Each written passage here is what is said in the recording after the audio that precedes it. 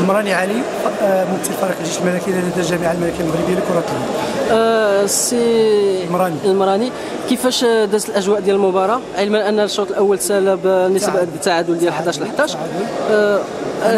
يمكن لي نقول بان الشوط الثاني كان افضل من جانب الفريقين، حيت حتى الفريق ديال دريم تيم قدم واحد الاداء مزيان.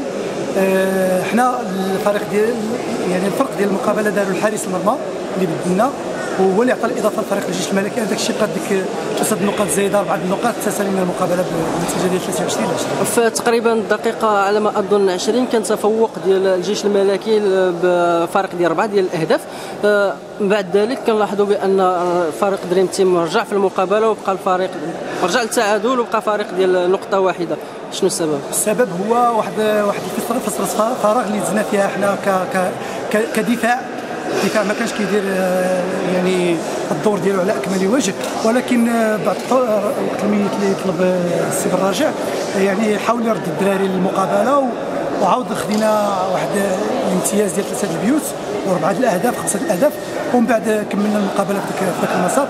ولكن هذا ما كيعنيش ان الفريق التطواني انه فريق ضعيف، بالعكس فريق اللي كيلعب واحد كره اليد حديثه وبواحد الشكل جميل جدا وبواحد الاسلوب جماعي متميز. لاحظنا في اثناء مجريات المقابله كان توقف كثير بسبب اخطاء ديال الجيش الملكي، اخطاء بدنيه.